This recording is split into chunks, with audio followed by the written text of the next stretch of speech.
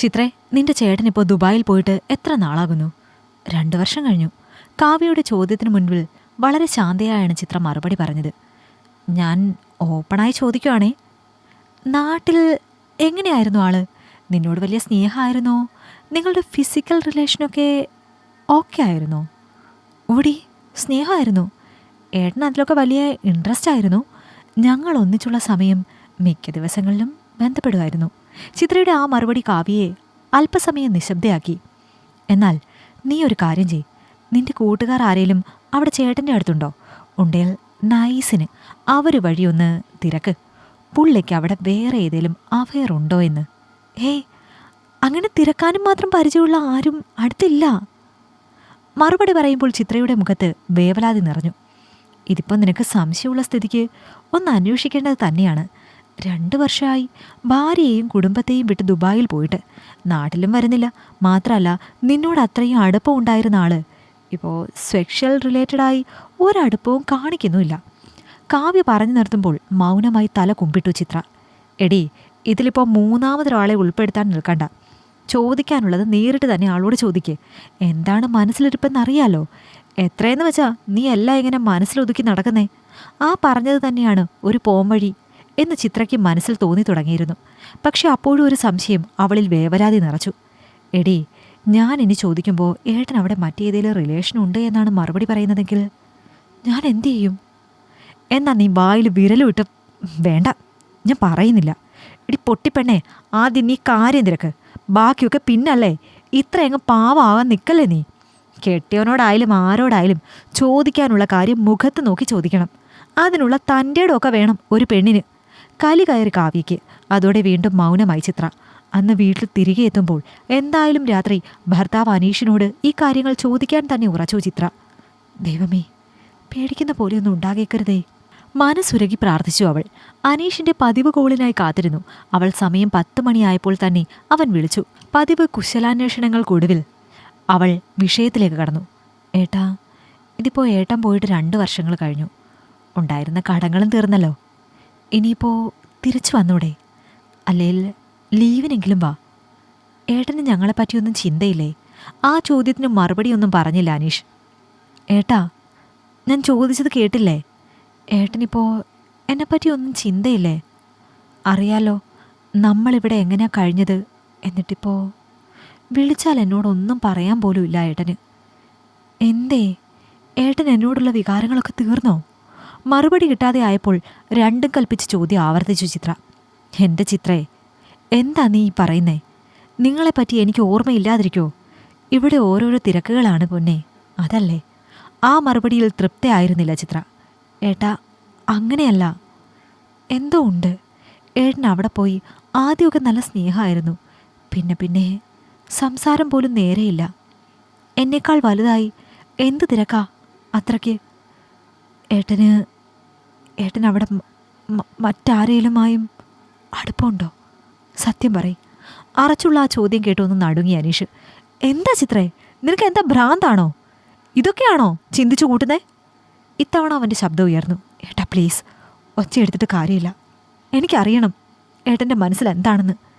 എന്നെ കെട്ടിപ്പിടിച്ച് കിടക്കാതെ ഉറക്കം വരാത്ത ഏട്ടനിപ്പോൾ എന്നോട് ഒന്ന് പ്രൈവസിയായി സംസാരിക്കാൻ പോലും നേരെയില്ല. സത്യം അറിയണം. ഏട്ടന് അവിടെ മറ്റേതേലും റിലേഷനുണ്ടോ? ചിത്ര വിട്ടുകൊടുക്കാൻ തയ്യാറല്ലായിരുന്നു. അതോടെ ആകെ കലി കയറി അനീഷിന്. തോന്നിവാസം പറയുന്നത് ഒരു അതിരുണ്ട് കേട്ടോ. മനുഷ്യൻ ഇവിടെ കിടന്ന് നരകിക്കുക. അതിനിടയ്ക്കാ നിൻ്റെ ഒരു മറ്റടുത്ത സംശയം. നിനക്കറിയോ, ഇവിടെ കിടന്ന് പട്ടിയെപ്പോലെ പണിയെടുക്കുക ഞാൻ.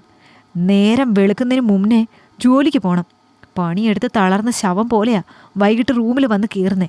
എന്നിട്ട് വീണ്ടും കുക്കിങ് എല്ലാം കൂടി കഴിഞ്ഞുറങ്ങാൻ കിടക്കുമ്പോൾ പാതിരാത്രിയാകും. പുറമേ കാണാൻ മാത്രമേ ഈ ഗൾഫ് രാജ്യങ്ങൾക്കൊക്കെ ഭംഗിയുള്ളൂ. ഉള്ളിലേക്ക് കയറിയാൽ ഞങ്ങളെപ്പോലെ ഗതി പിടിക്കാത്ത പാവങ്ങൾ കുറേ ഉണ്ടാകും. ഇതൊക്കെ ആരോട് പറയാൻ, ആര് മനസ്സിലാക്കാൻ? നിനക്കൊക്കെ വേണ്ടിയാടി ഞാൻ ഇവിടെ കിടന്ന് കഷ്ടപ്പെടുന്നത്. അവൻ്റെ വാക്കുകളിൽ നിരാശ നിറയുമ്പോൾ പരുങ്ങിപ്പോയി ചിത്ര. ഏട്ടാ, ഞാൻ അങ്ങനല്ല. അവളുടെ ശബ്ദം ഇടറുമ്പോൾ കലിയടങ്ങാതെ വീണ്ടും തുടർന്നു അനീഷ്. പിന്നെ നീ എന്താ പറഞ്ഞേ? നിന്നോട് പ്രൈവസിയായി സംസാരിക്കുന്നില്ല എന്നോ? താല്പര്യം കുറഞ്ഞു എന്നോ? എൻ്റെ കൊച്ചേ, 8 പേരുണ്ട്. എൻ്റെ ഇടുങ്ങിയ റൂമിൽ ഒരു ബെഡ് സ്പേസ്, അതാണ് ആകെയുള്ള സ്ഥലം. അവിടെ എന്ത് പ്രൈവസി! റൂമിൽ വന്നാൽ കുക്കിങ്ങും അലക്കും കുളിയും ഒക്കെ കഴിഞ്ഞൊന്ന് നേരെ വിളിച്ച് മിണ്ടാൻ നിന്നോട് പോലും സമയമില്ല. ആഗ്രഹമുണ്ട് ഉള്ളിൽ ഒരുപാട്. പക്ഷെ പറ്റാഞ്ഞിട്ടാണ്. എനിക്കിവിടെ വേറെ അവിഹിതമൊന്നുമില്ല. സാഹചര്യങ്ങൾ കാരണം ഞാൻ ഇങ്ങനെയായി പോയി. എനിക്ക് മടുത്തു വിടാം. നാട്ടിൽ വന്ന് നീയും മോളും എല്ലാവരുമായി നമ്മുടെ ആ പഴയ ലൈഫ്, അതാണ് എൻ്റെ സ്നേഹം. പക്ഷെ നാട്ടിൽ വന്ന് എന്തേലും ഒന്നും തുടങ്ങണേൽ കയ്യിൽ കാശ് വേണം. ഇപ്പം നമ്മുടെ കടങ്ങളൊക്കെ തീർന്നല്ലോ. ഇനിയിപ്പോൾ ഒരു 2-3 മാസങ്ങൾ കൂടി പിടിച്ചു നിന്നാൽ ഒരു ചെറിയ സമ്പാദ്യമാകും. എന്നിട്ട് ഞാൻ ഓടി വരും നിങ്ങളുടെ അടുത്തേക്ക്. പറഞ്ഞു നിർത്തുമ്പോൾ അവൻ്റെ ശബ്ദം ഇടറി. ഒക്കെയും കേട്ടു നിന്ന ചിത്രയ്ക്കാകട്ടെ പൊട്ടിക്കരഞ്ഞുപോയി. എൻ്റെ പൊന്നേട്ടാ, എന്നോട് ക്ഷമിക്ക്. എനിക്ക് തെറ്റുപറ്റിപ്പോയി. എന്തൊക്കെയോ മനസ്സിൽ ഓർത്തുപോയി ഞാൻ. വെറുതെ എൻ്റെ ഏട്ടനെ. വാക്കുകൾ കിട്ടിയില്ല അവൾക്ക്. സോറി ഏട്ടാ, റിയലി സോറി. ഏട്ടൻ്റെ അവിടുത്തെ കഷ്ടപ്പാടുകൾ ഞാൻ മനസ്സിലാക്കിയില്ല. തെറ്റ് എൻ്റേതാണ്. കെഞ്ചുകയായിരുന്നു അവൾ. ഹേയ് പോട്ടടോ, എനിക്ക് മനസ്സിലാകും നിന്നെ. 5-8 കൊല്ലം ഒപ്പം നിന്നിട്ട് പെട്ടെന്ന് ഞാൻ ഇങ്ങോട്ട് വന്നപ്പോൾ നീ ഒറ്റപ്പെട്ടു പോയി. ഇവിടുത്തെ ബുദ്ധിമുട്ടുകൾക്കിടയിൽ പലപ്പോഴും നിന്നെ കെയർ ചെയ്യാൻ എനിക്കും പറ്റാതെ പോയി. അത് എൻ്റെയും തെറ്റാണ്. എൻ്റെ പൊന്നു വിഷമിക്കേണ്ട. മാക്സിമം 3 മാസം. അതുകൂടെ കഴിഞ്ഞാൽ ഞാനങ്ങ് വരും നമ്മുടെ ലോകത്ത്. പിന്നെ നമുക്കും അടിച്ചു പൊളിക്കാം. ചിത്ര കരയുകയാണ് എന്ന് മനസ്സിലാക്കിയതോടെ അനീഷിൻ്റെ മിഴികളിലും നനവ് പടർന്നു. പതിയെ പതിയെ അവരുടെ സംസാരങ്ങളിലൂടെ വിഷമങ്ങളും തെറ്റിദ്ധാരണകളും അകന്നു. എന്താ പൊന്നെ നീ പറഞ്ഞേ? എനിക്ക് നിന്നോടുള്ള താല്പര്യം കുറഞ്ഞുവെന്നോ? നിനക്കറിയോ, അങ്ങനൊരു താല്പര്യം ഉണ്ട് എന്നതുപോലും മറന്നു ഞാൻ. സത്യം പറഞ്ഞാൽ മുള്ളാൻ നേരമാണ്. അല്ലെ വേണ്ട, പറയുന്നില്ല ഞാൻ. തമാശയായി അനീഷ് പറഞ്ഞത് കേട്ട് പൊട്ടിച്ചിരിച്ചു പോയി ചിത്ര. മോർണിംഗ് വാ, താല്പര്യമൊക്കെ താനേ വരുത്തിത്തരാൻ ഞാൻ. കുസൃതിയിൽ അവളത് പറയുമ്പോൾ അനീഷിൻ്റെ ഉള്ളൊന്ന് കുളിർന്നു. അപ്പോൾ ശരി പൊന്നെ, നിന്നോട് സംസാരിച്ചു നിന്ന് ഇന്നത്തെ കുക്കിംഗ് മുടങ്ങി. ഞാൻ താഴെ ഹോട്ടലിൽ പോയി എന്തേലും കഴിച്ചു വരാം. നാളെ വിളിക്കാം കേട്ടോ. അനീഷിൻ്റെ കോള് കട്ടാകുമ്പോൾ അറിയാതെ ബെഡിലേക്ക് ചാഞ്ഞുപോയി ചിത്ര. അവളുടെ ഉള്ളിലെ കുറ്റബോധം അപ്പോഴും മാറിയിരുന്നില്ല. എന്തായാലും ഉള്ളിലെ വലിയൊരു വേവലാതി ഇല്ലാണ്ടായ സന്തോഷത്തിൽ അന്ന് സുഖമായി ഉറങ്ങിയവൾ. സത്യത്തിൽ തങ്ങൾ അനുഭവിക്കുന്ന കഷ്ടപ്പാടുകളും ബുദ്ധിമുട്ടുകളും ഒരു പരിധിവരെ വേണ്ടപ്പെട്ടവരെ അറിയിക്കാത്തവരാണ് ഭൂരിപക്ഷം പ്രവാസികളും.